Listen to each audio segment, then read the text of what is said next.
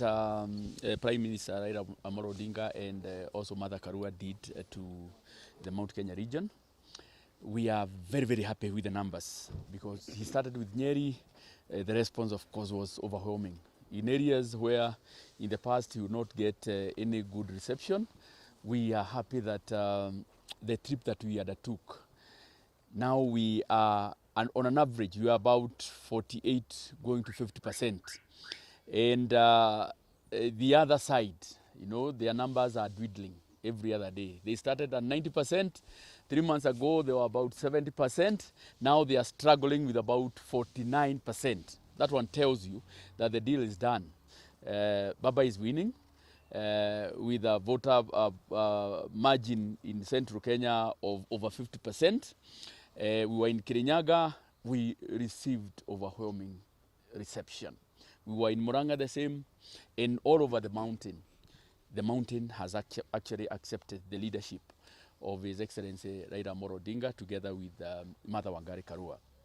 It will be a wrap because the rest of the country, today in Bukungu you have seen the mammoth crowd and the affirmative action that was given, that this time round they are giving Baba, and they will come up with their numbers. This election will be won on the voter turnout. So we are beseeching the traditional voting blocks of Baba, that is the Western Province, the Nyanza, the Coast, Nairobi, the Northeastern, the Eastern, and now us in Central. We are going to move out in our numbers and make sure that Baba clinches the presidency, because we believe that he is a better candidate than the other offers that have been given. And one of the issues that is dear to us as Kenyans is a person who is going to fight corruption, not just by word of mouth, but deeds. And he has demonstrated in the past that he has fought corruption. He is also supported very closely by Mother Karua, who has been Justice Minister and also designated as a Justice Minister in the Baba's government, that we will be able to fight corruption and misuse of public resources. As a chairman of budget, I can tell you that unless we stop corruption, unless we stop the wastage of public resources by public officers, all these other promises that the presidential candidates are giving are not going to be met. Because how are they going to be funded? They are only going to be funded if we stop corruption, that money to be directed to those programs, and if we reduce the wastages that we have in government. We have seen in the past, even the current cabinet ministers, a cabinet minister with a fleet of 5 vehicles, at his disposal. Honestly, there is no way we are going to save for our future. There is no way we are going to avoid borrowing if that kind of public wastage is not checked. And the only person who has committed, through his manifesto, through his public pronouncement, and through his past history, is only one, and that is Raila Odinga. And that is the reason we have decided to combine forces. You also heard the president saying that he is a person who clearly knows the two individuals, Raila Odinga, who he worked under when he was the Prime Minister, and Uhuru Kenyatta was the Deputy Prime Minister, and also on the other side, William Ruto, who has been the Deputy President of this Republic of Kenya. So His Excellency Uhuru Kenyatta is at an advantageous point, to tell Kenyans who among the two is best suited to lead this country.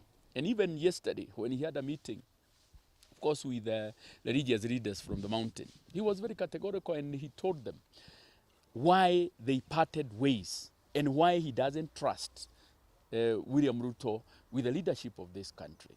And basically it's because of the past, because the future has everything to do with the past.